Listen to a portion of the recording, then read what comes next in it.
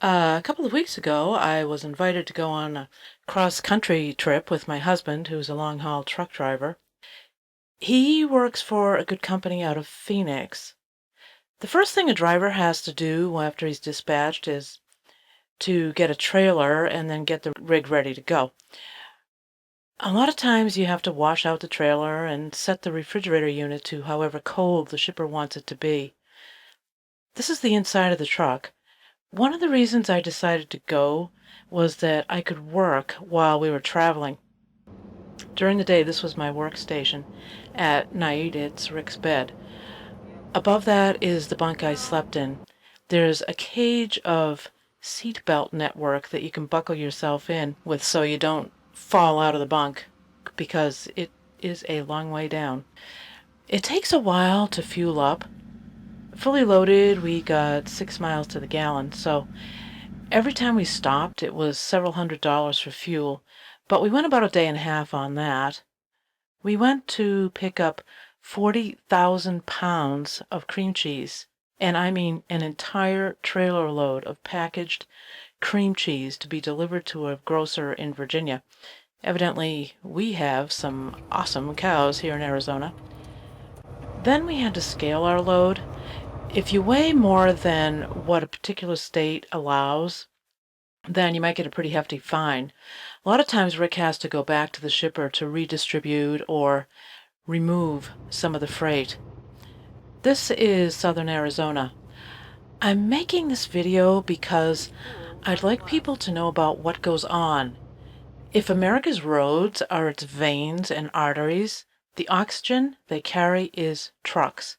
Everything you have, unless it's homemade, was at one point carried by a truck. And I mean the clothes you wear, your car, groceries, the refrigerator you put them in, and the light bulb inside of it were all brought by trucks. Here's some more scenery. This is the fence in El Paso, Texas. On the other side is Mexico. Shortly after this, we went through Border Patrol.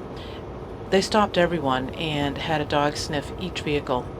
I was afraid to take pictures. We drove into the night before we stopped. I'm used to seeing oil well rigs scattered throughout Texas. South of Dallas, there's a lot of wind power and bumpy roads. This is the CB radio. Truck lingo is still prevalent. I heard about hungry bears at a rest stop, and this is a gator on the zipper. Here's a crop duster. Seeing him fly was one of the highlights of the trip for me. When the rice harvest is over, they burn the fields. We stopped at a truck stop for lunch that had a lot of ash in the air. A trucker can legally work for 14 hours a day, 10 of that driving. Appointments for pickups and deliveries can be any time of the day or night. Even with an appointment, sometimes you have to wait hours to get loaded or unloaded. And then sometimes it takes hours more for the paperwork to come from the office before you can leave. You have to open the hood to wash the windshield. And I really don't know how truckers who aren't mechanics like Rick can travel so far being in tune to the truck's variances. Rick wears a UV blocking sleeve on his left arm because it's gotten so baked from driving that now it needs protection. Rick's kind of a clean freak, at least 3 times a day. He feather dusted. On we went. Here we are, crossing the Mississippi into Memphis, Tennessee, home of the world-renowned St. Jude's Children's Research Hospital. We were really lucky to have good weather and not a lot of traffic on this trip. In the winter, truckers are required to carry heavy chains that may take hours in the freezing cold to put on the tires.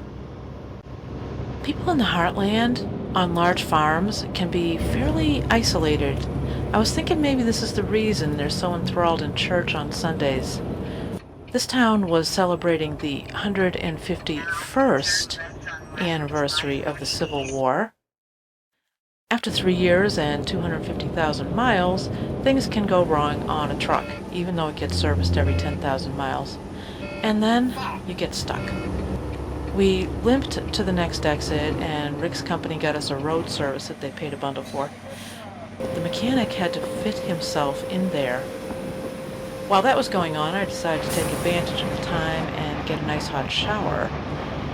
In many truck stops, you can get a beautifully clean private bathroom with towels. The man handing out the towels offered me extra ones. Very impressive. Another thing that a lot of people don't know, I didn't know, is that a lot of trucking companies govern their trucks at a particular speed so they can't go any faster. Rick's truck only goes 63 miles per hour, and I've got to say, the people are rude to truckers. I don't know why they don't get it, that there is a person driving this truck, and that person is a professional who is trying to safely maneuver a truck whose trailer is longer than the average American ranch house. Driving at night is hazardous and boring. For the most part, truck stops seem safe, except for when you're walking through them, because drivers simply can't see you. We didn't stop at this one, though, because we had a midnight delivery appointment. After going through security at the delivery place, we were allowed onto the premises of a huge warehouse. If I thought a truck stop was dangerous, this place was even more so. To get out of the truck, people were required to wear safety gear.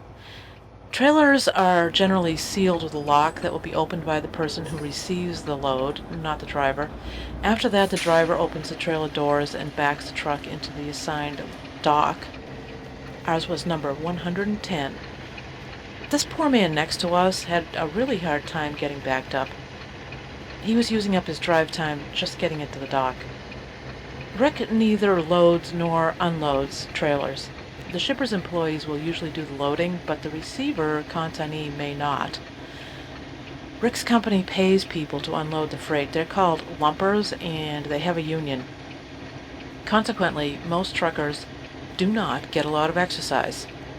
I figured that more than 80% of the truckers that I saw were overweight, and I don't mean that they were carrying a few extra pounds, but there is a real obesity problem.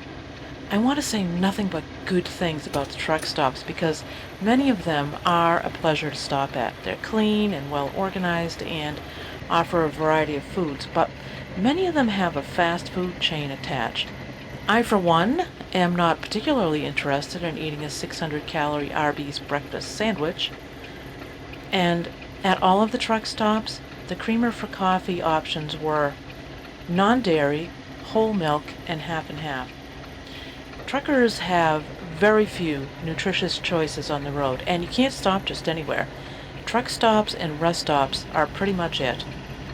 It's amazing to me that they're not all overweight, out of shape, overworked, and stressed out. Rick enjoys it. He likes being out on the road and seeing the country. It's not a job that challenges him mentally. He listens to the XM radio and audiobooks for entertainment down the long road. Having worked at a couple of trucking companies, I know something about it, but I didn't know what it was really like. I'd never been trucking like this, but it was a really, really good time.